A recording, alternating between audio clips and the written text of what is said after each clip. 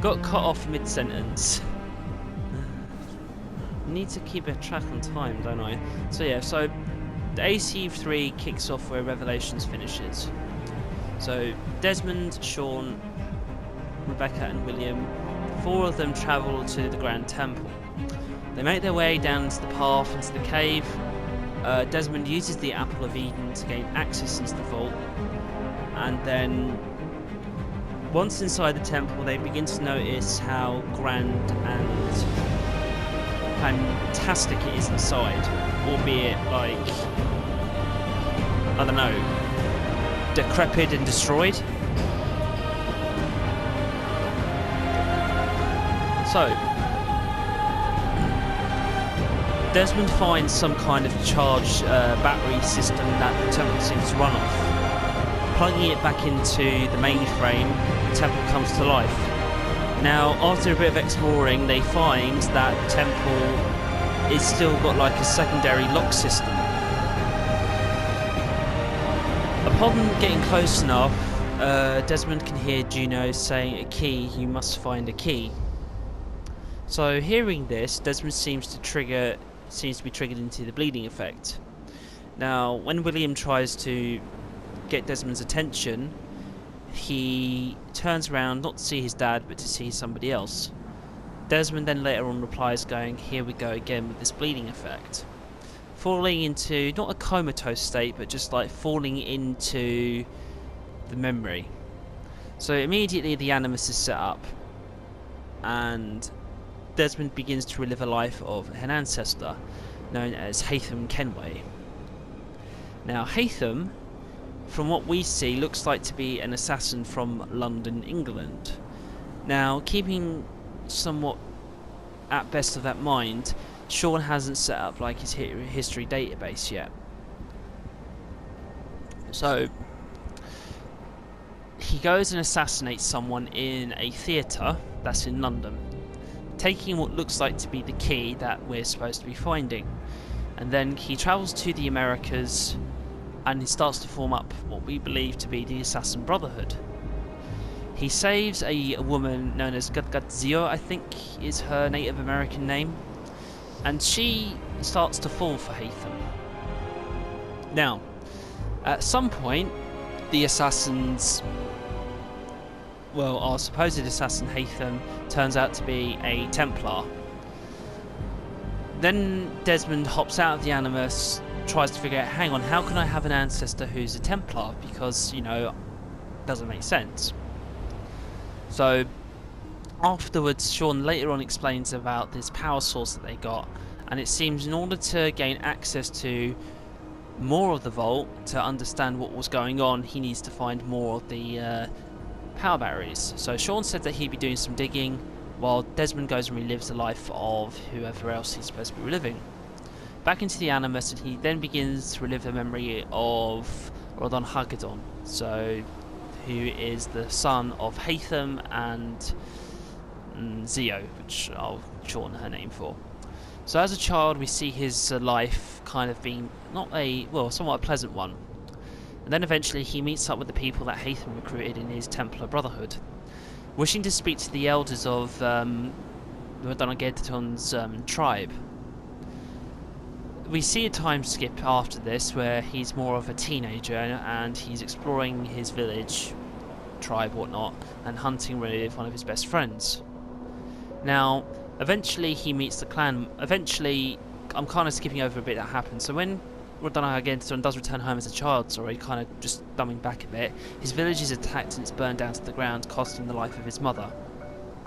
Now you're wondering, well, where's Hatham in all this? Well, Hatham is out and about doing whatever he's doing. Probably at the time that Assassin's Creed Rogue is going on, so he's nowhere to be seen at this time yet. When Connor grows up, he is without family, so he's probably been adopted by one of the clan members or whatever. Eventually the clan mother, who seems to be the one in charge of the tribe, then gives Rodonagedon a test, which is actually quite normal for the Native Americans, like a rite of passage as it were, to, I don't know, growing into adulthood.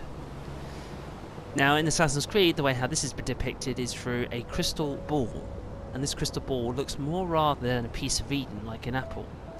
So when Rodonagedstone touches this, he sees Juno and he's taken to the Nexus, where time has no say in the matter. So she decides to designate him his path. He's transformed into an American eagle and follows Juno throughout the American countryside, or the wild area. And she tells him to go and find the symbol of the assassins. So she gives him this plant of the idea in the mind. When Rodonagedstone gains consciousness after this dream, he meets up with the clan mother again and shows her the image that he saw in his dream, which is the assassin insignia. Afterwards, she gives him a map, stating that this was once belonging to your mother's with somebody who once helped us a long time ago. So he takes this and then travels out of his tribe and goes and seeks the symbol. And he comes across an elderly man who's being pursued, and he helps him out, but then then kind of a bit of complication goes on. So after he talks to this man, who is quite elderly, tells him that he seeks help for what this symbol means. The elderly gentleman just tells him to kind of piss off. Rodonagedstone doesn't do this. Then again, throughout the night, when he stays near the homestead, he sees a couple of men who are planning to raid the old man's home, or predominantly trying to kill him. Rodonagedstone decides to stand up for the old man without him realising. So fighting off the attackers, eventually Rodonagedstone is attacked from behind from apparently the boss man. The old man then comes around and kills the troublemaker. Not Rodonagedstone, but the boss guy. He picks him up and tells him to clean up the mess and come inside. So coming inside, he meets the old gentleman, and the old man shows himself to call, well, known as Achilles. Kind of a funny way to go about, since he's kind of a cripple. Now, Achilles explains to Rodonagedstone what is going on about the assassins and everything else about these spirits, which Rodonagedstone calls them, but in our terms they're the first Civ. Now, because he knows quite a lot about these spirits, he explains the whole history of the Assassins and Templars, which we don't see because it skips the time, because we already know. So Rodonagedstone says that he wants to stand up for the Assassins and stop the Templars from doing whatever they want to do. However, Achilles is opposed to all this. Eventually, Achilles starts to see some merit in Rodonagedstone's pride in taking up the job. So they go out to Boston and start to purchase some items to fix up the homestead. Afterwards, he decides to give Connor a new... well, I've already told you his name. So he decides to give Rodonagedstone a new name called Connor. So from now on, I'll be referring to him as Connor. Now, after a few sequences, Connor is trained up to be an assassin. So he knows how to run, climb, he studied the arts, languages, killing, practically everything to become a better assassin. Now, throughout this timeline, Connor has been in the sort of affairs of killing the British, supporting the Patriots, helping George Washington, whilst at the same time killing off the Templars. Back in the present day, Desmond has come out of the Animus a few times, picked up a few of these battery power sources to power up the temple, and has come across a Templar known as Daniel Cross, who was once an assassin but turned traitor, and basically made the assassins nearly extinct in the 21st century. Back in what's going on in Connor's time, he eventually gets to the point where he gets the key, right? So then he drops the key off into the homestead, leaving it in one of the areas where somebody would easily find it if they knew where to look. So once they got the memory, Desmond then hops out, goes to where the homestead is, digs up the where the key is kept, and takes it back to the temple. Desmond also sees all the methods of the salvation, while he got the batteries at the time.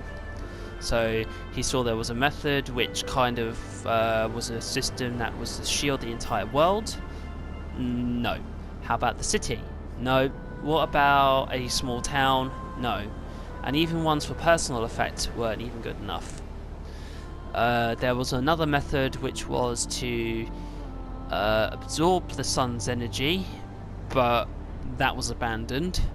There was another method which was to see what they could do to prevent this, which was looking into the future to, find out were they successful, which didn't work out. Minerva spoke to people into the future like Ezio in order to lay down another way to prevent the catastrophe from happening again. There was another method which was to actually download the human mind into technology itself, but this cost Juno's husband and lover Aita's life. But she found a way to preserve his life by taking his genome and mixing it with humanity, so if he were to die, he will come back, but as a hybrid. I think that makes sense. But then eventually there was one method which would have worked, but Juno tampered with it. And she tampered with all the other 6 methods, which I can't remember for the life of me, but she interfered with their safety. Now, eventually there was a 7th. Now this 7th method was very simple to use. Simply touch the pedestal and the world would be saved. And it was basically the aura effect which was used to defend the Earth. Now, there was a cost. The cost was human life. Now, however, she made a little trickery on this. She somehow preserved herself within the walls of the vault. So although that she wasn't alive, physically, in the data of the vault itself, she was. Now, she wanted to be released onto the world to control the humans, but because Minerva didn't want this to happen, she allowed the world to burn, thinking it was the best thing to do. Now, coming up to Desmond's turn to save humanity, Minerva interferes before Juno tells Desmond to touch the pedestal. She explains what I've just said to you, and then Desmond makes the choice. He chooses to sacrifice himself, letting Juno free and letting humans survive, saying that if he allows humanity to die, like in a huge amount, he says there'll be no hope. It will just be an endless cycle, which even Juno brings up. So Desmond sacrifices himself, saving the world, but Juno is set free, and she unleashes her power, but more or less she unleashes her will onto the world. But she can't do it because she's not strong enough. So she moves within the humans' internet and everything else, and she joins up with Abstergo, albeit I don't know. She joins in the Abstergo mainframe, kind of getting all the information that she needs, like what's happened within the time frame of her sealing herself in the vault, communicating with the necessary assassins and even Templars to kind of get herself up to speed. Now, she then has an idea which is called the Grey. Now, personally, I don't know what this is. It seems to borderline in between life and death, where Juno is, since she wants to have this control. She then decides to start up an organisation called the Order of the First Will, which is a group of people from both, mainly the Templars, normal civilians, and even probably from some assassins as well. Now, to Juno's perspective, the assassins have been used up, so she's used them to get what she wanted. And now she's going to heavily rely on the Templars since they are more influential in the world than the assassins. Now, following after 3, you get Assassin's Creed 4, where we learn about the sage, Aita. And it just... I don't know. We learn about how he can come back after he gets killed. In Assassin's Creed 4 we follow Edward Kenway, who's the grandfather of Connor Kenway and the father of Haytham Kenway. And he was a pirate who lived most of his life in the Caribbean, but returned to London to establish an Assassin's Guild there and whatnot. Then Assassin's Creed Rogue and Unity come out. Now Rogue is set during the time that Haytham is the leader of the Templar Order in the American colonies, and we follow a life of Shay Cormac, who is an Irish assassin in the beginning but has moved to the colonies. He leaves the Order because of what happens in one of the efforts to obtain a piece of Eden, and then he joins up with the Templars, killing the assassins off, and that's how Assassin's Creed 3 starts, but also at the same time Assassin's Creed Unity. Now, with Unity, we follow, fucking hell, I can't even remember his name. Arno, that's it. So, we follow the life of Arno Dorian.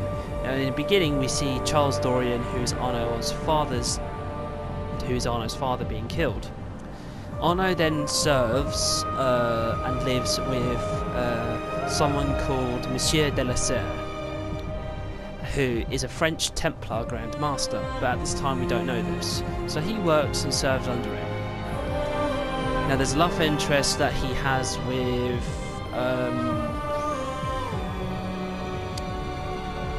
Elise, and she, while attending a party, she becomes part of the Templar Order.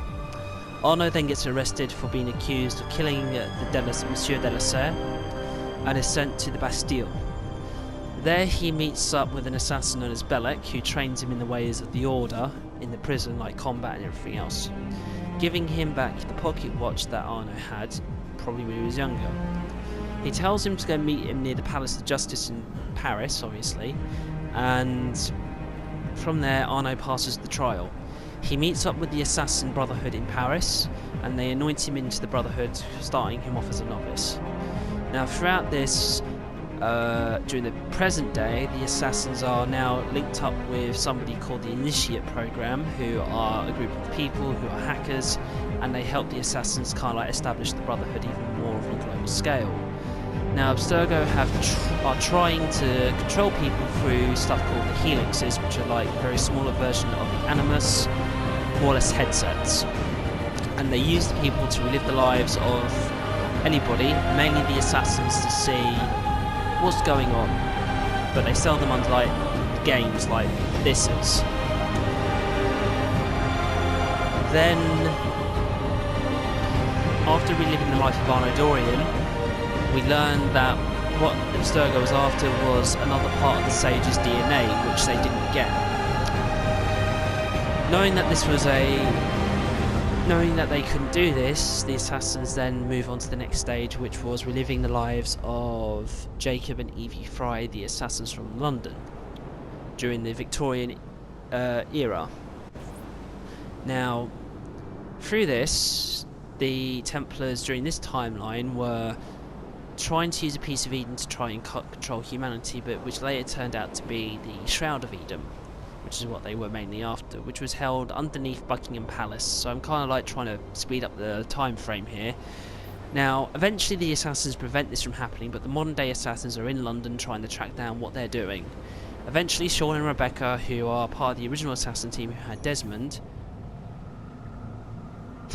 ironic we're back as Desmond, so the team then tries to stop the Templars from getting what they were after, but they succeed in doing this.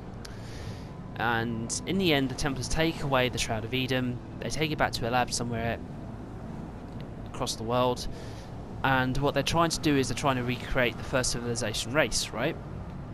Now, after this so-called doctor/scientist takes the Shroud, one of the Templar Sigma teams, who are like an elite group of people who can kill assassins, is staying behind, and she is talking to what appears to be no one, but then reveals to be Juno. Juno claiming that she will save everyone and save the world from ourselves, and that's where it ends. Now, I don't know what the next Assassin's Creed game is going to be like, but I know it'll probably be pretty good in 2017. Now, this is going to be the end of the Assassin's Creed Revelations gameplay. I hope you have enjoyed it so far, and the next thing that we're going to get ourselves into is to Assassin's Creed Embers, which will be a live stream. I hope you guys have enjoyed it so far. I've been Charles1K92, and I'll see you guys then.